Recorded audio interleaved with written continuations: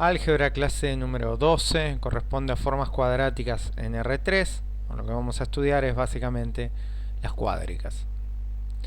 Muy bien, habíamos definido la clase anterior a una forma cuadrática en dos variables, a esta estructura algebraica, y que se podía reescribir en forma matricial con esta matriz simétrica A, que admitía diagonalización ortogonal y que era semejante mediante esa matriz Q a una matriz diagonal que contenía en su diagonal principal los autovalores y que me permite reescribir la estructura algebraica en torno de los nuevos ejes, los ejes principales x', y', donde desaparece el término xy. Es decir, donde la cónica que venía definida por esta forma cuadrática en los ejes canónicos está rotada, pero no lo está respecto de los ejes principales, que son x', y', que eran dirigidos por los autovalores de la matriz simétrica A. De la misma manera, lo que vamos a hacer es definir una forma cuadrática en tres variables a esta estructura algebraica, que contiene los coeficientes cuadráticos para x cuadrado, y cuadrado y z cuadrado, y los tres coeficientes cruzados xy, xz e yz. Y de la misma forma que antes había una matriz simétrica que permitía una reescritura de manera matricial, ahora también vamos a tener una matriz, en este caso de 3×3, donde podemos asociar a las filas y a las columnas con las variables como regla mnemotécnica para armar esta matriz. La primera fila sería la de la variable x, la segunda fila la de y, la tercera la de z, la primera columna de x, la segunda columna de y y la tercera columna de z. Por eso en esta posición, que sería xx, tenemos el coeficiente de x cuadrado. En esta posición 1, 2 sería xy, tenemos el término cruzado, la mitad del término xy cruzado. Acá sería xz, así que tenemos la mitad del término cruzado xz. Debajo tenemos ix, que es la mitad del término xy nuevamente, por eso es un medio d, un medio d. Acá sería y, tenemos el coeficiente y cuadrado. Y acá sería yz, la mitad del coeficiente yz, el coeficiente f. Acá abajo sería zx, que coincide con xz, por eso es la mitad de e. Acá tenemos nuevamente, acá sería zy, pero es nuevamente yz, por eso tenemos la mitad de f. Y por último, zz sería el coeficiente de z cuadrado. Esta matriz simétrica admite también una diagonalización ortogonal mediante una matriz Q formada por los autovalores, y que esa matriz, una vez diagonalizada, me queda diagonal con los elementos en la diagonal principal, que sean los valores propios de la transformación.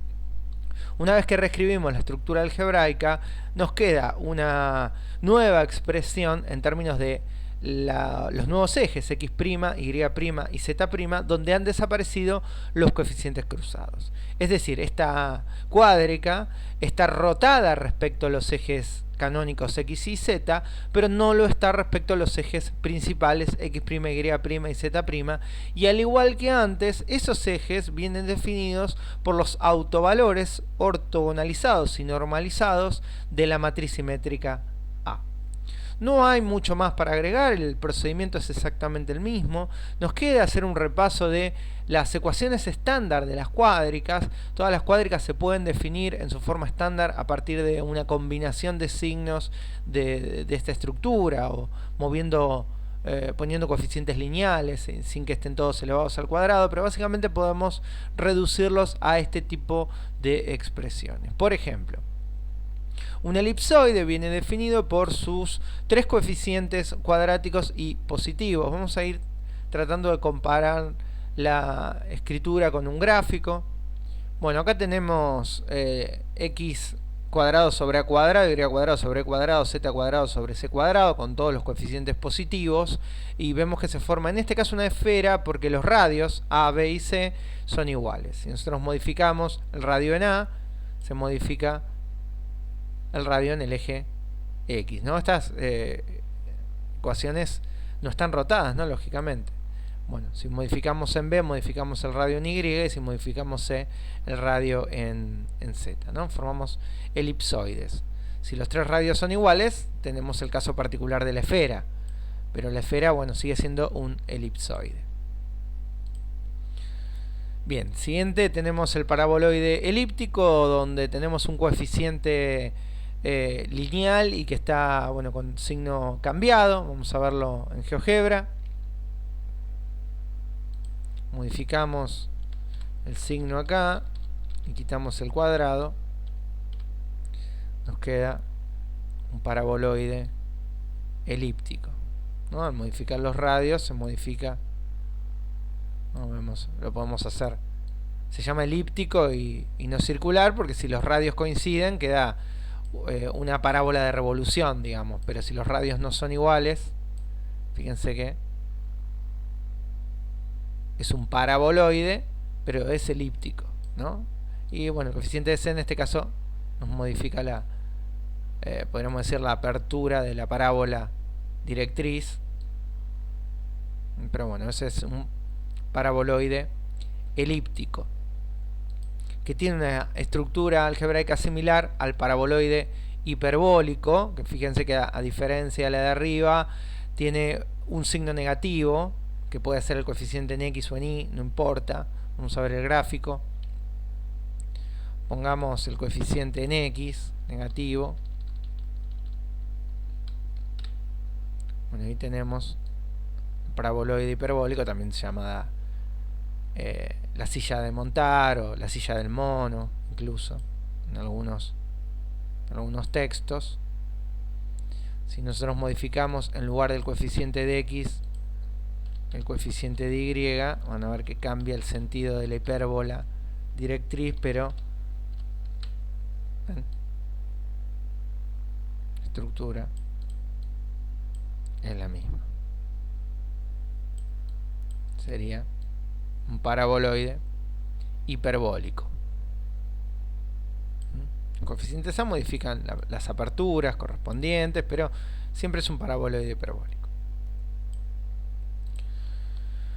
Bueno, el hiperboloide de una hoja tiene uno de los tres coeficientes negativos, ¿sí? Uno solo de los tres coeficientes negativos, los tres cuadráticos. Vamos de vuelta a la ecuación anterior. Bueno, el paraboloide hiperbólico y el elíptico podría estar z cuadrado y ser coeficiente lineal en Y o en X, y seguiría siendo un paraboloide elíptico o hiperbólico. A ver si vuelvo al dibujo y explico eso. Si acá retomo el cuadrado en Z y lo quito en Y, van a ver que sigue siendo un paraboloide hiperbólico. Bueno, acá por los coeficientes quedó como un poco deformada, pero ven que sigue siendo un paraboloide hiperbólico, que sigue otro eje, pero lo sigue siendo. Bueno, el hiperboloide de una hoja tiene un coeficiente negativo,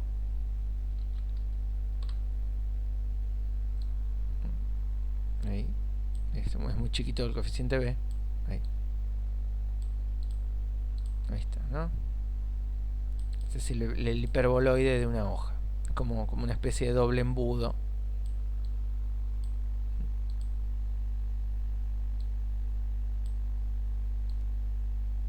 Que se forma.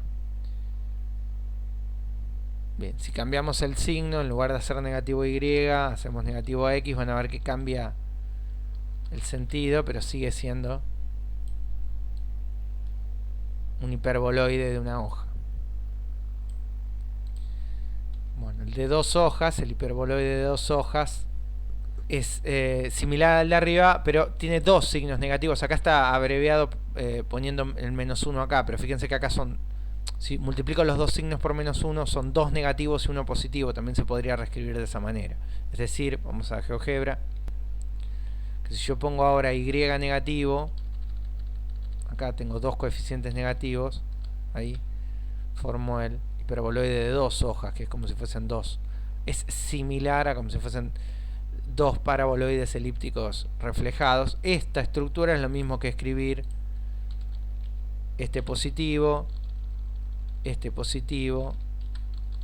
z negativo, e igualar a -1, ¿no? Sería multiplicar ambos lados de la igualdad por -1, por supuesto. Ven que es exactamente la misma ecuación. Bueno, sí. En lugar de ser z, el coeficiente con el signo diferente, es y, van a ver que cambia la orientación de la cónica pero sigue siendo un hiperboloide de 2 hojas.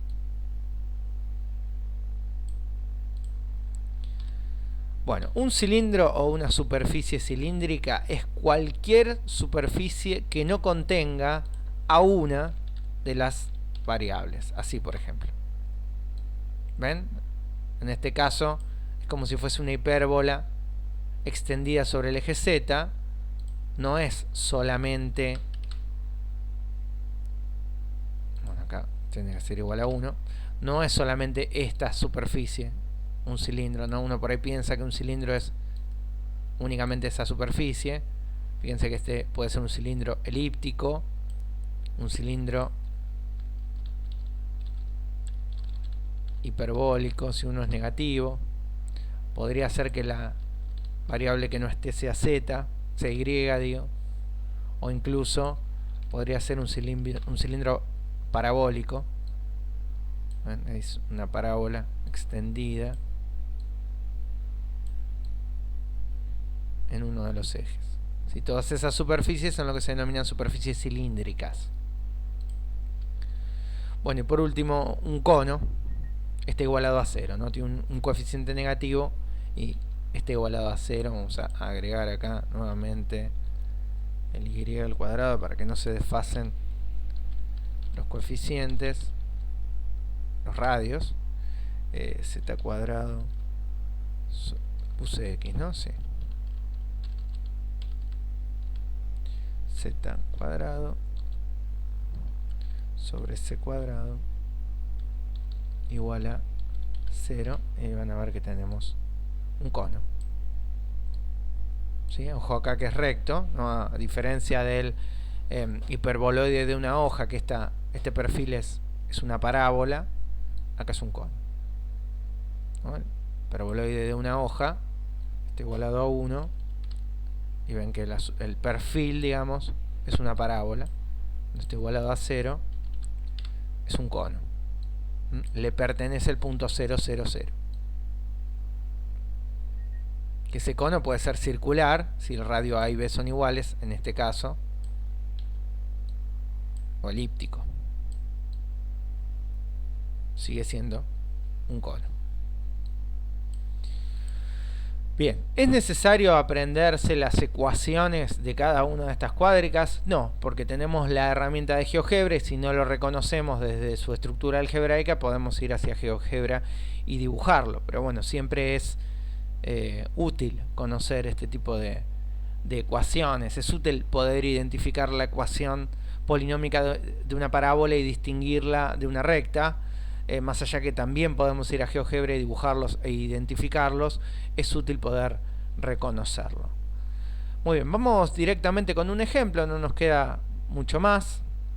Hay que identificar esta cuádrica, hay que graficarla, hay que identificar los ejes principales.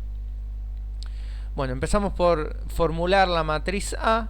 Teníamos en la diagonal principal los coeficientes de los términos cuadrados. A, acá en la posición 1, 1 es el coeficiente de x cuadrado. Acá en la posición 2, 2 de y cuadrado y en la posición 3, 3 de z cuadrado. Después tenemos en la posición 1, 2 y en la 2, 1 la mitad del coeficiente xy, sería 8. En la posición 1, 3 y 3, 1 la mitad del coeficiente xz, que como es 4 va 2. Acá en la posición 2, 3 y 3, 2 la mitad del coeficiente YZ, que como es 4 también va 2 y 2. Bueno, vamos a abreviar ahora. Una vez que tenemos la matriz A, lo que tenemos que hacer es calcular los valores propios, los autovalores. En este caso yo ya los he calculado. Lambda 1 da 1 con multiplicidad algebraica 2 y lambda 2 me dio 10 con multiplicidad algebraica 1. Una vez que tenemos los dos autovalores, tenemos que calcular los vectores propios. Los vectores propios correspondientes a valores propios distintos de matrices simétricas sabemos que son ortogonales. Es decir, el autovector correspondiente a lambda 2 va a ser ortogonal a los dos vectores, porque este tiene multiplicidad algebraica 2, así que por ser una matriz simétrica está obligado a tener multiplicidad geométrica 2 también. el autovector correspondiente al lambda 2 va a ser ortogonal a los dos vectores correspondientes al lambda 1. Pero es posible que la base del espacio característico del lambda 1, que va a tener dos vectores, no me dé vectores ortogonales mutuamente. Entonces, en ese caso, lo único que tenemos que hacer es ortogonalizarlo usando Gram-Schmidt. Y tampoco es probable que, o digamos, sería mucha casualidad que los tres vectores propios ya tengan norma 1. Si no tuviesen norma 1, hay que normalizarlos. Y una vez que tengamos eso, vamos a poder conformar la matriz Q. Donde la matriz Q tiene las tres columnas formadas por los tres autovectores, que tengan los tres norma 1 y que sean perpendiculares 2 a 2. Eso hace que la matriz Q sea, que sea ortogonal, ¿no? Que su inversa sea su traspuesta. Bien, las nuevas variables, ¿cómo quedan conformadas? Bueno, habíamos visto que va a quedar el autovalor lambda 1 por x' al cuadrado, más el autovalor lambda 2, que es otra vez lambda 1, ¿no? Porque es multiplicidad algebraica 2, por y' al cuadrado, y el lambda 3, que en este caso es lambda 2, que es 10, por z' al cuadrado. Ahí tenemos la nueva estructura algebraica de la cuádrica respecto de los ejes nuevos, de los ejes principales nuevos. Donde los ejes principales nuevos vienen formados por estas tres columnas, ¿no? Cada una de estas columnas define un vector, que es el vector director del eje nuevo. Para llevar esto a la forma estándar, lo que hacemos es igualarlo a 1, según lo que vimos en la diapositiva anterior. Dividimos todo por 100 y los denominadores, sus cuadrados, ¿no? o sus raíces cuadradas, son los radios respecto de cada eje. Si dividimos todo por 100, acá debajo de x' va a quedar 100, que es 10 al cuadrado. Debajo de y' va a quedar 100, que es 10 al cuadrado también. Y debajo de z' al cuadrado va a quedar 10, ¿no? Porque se va a simplificar. Así que el coeficiente c, según lo que vimos en la diapositiva anterior, es raíz de 10. Esta sería la cónica, que bueno, es un elipsoide. Tiene los tres coeficientes con el mismo signo, con signo positivo, y está igualado a 1. Los ejes, que era lo que decía recién, vienen definidos por el primer eje sería esta columna, que voy a llamar vector U. La segunda columna voy a llamar vector B. Y la tercera columna voy a llamar vector W. Vamos a ver todo esto en un diagrama cartesiano. Muy bien, acá tenemos la cuádrica ya dibujada, directamente introducida de GeoGebra. Es bastante grande porque está igualado a 100. Acá revisamos que es un elipsoide. Lo que vamos a hacer es tratar de construir este elipsoide a partir de los datos que tenemos.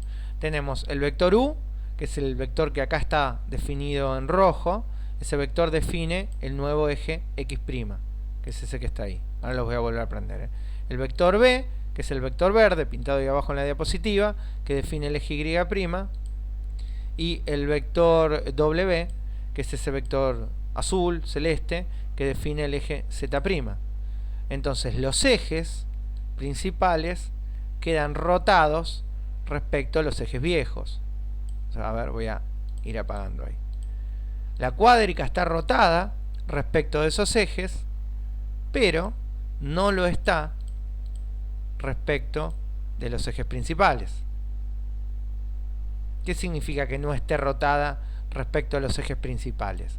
Bueno, significa que los radios están sobre estos ejes.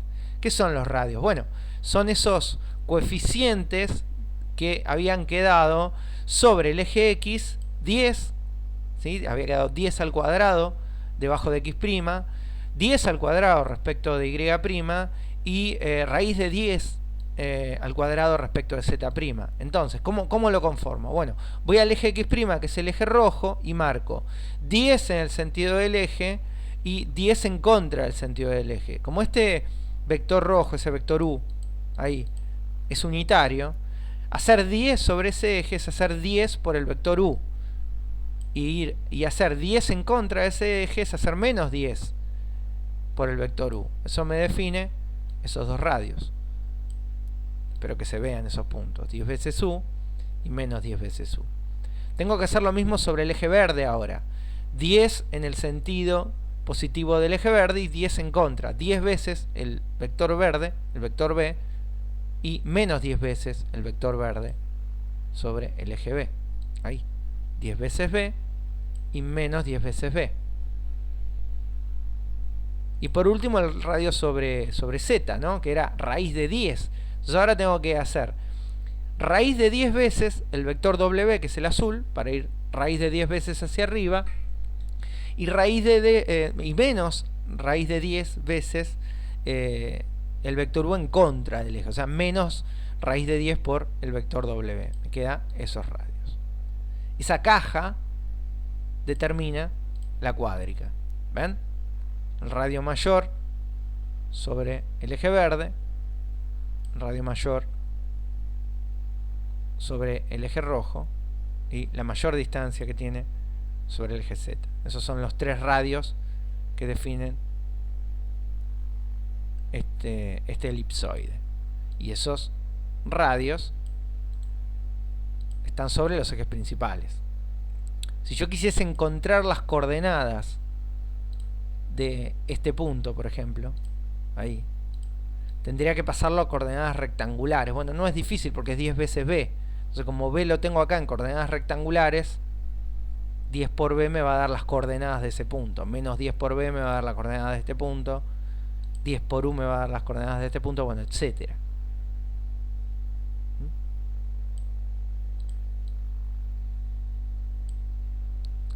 Bueno, si cambia la elipse, si cambia la cuádrica, bueno, cambiará el dibujo, pero el estudio es siempre el mismo. Es el estudio de la diagonalización de una matriz ortogonal, la diagonalización ortogonal de una matriz de 3×3. Muy bien, eso es todo para la clase 12.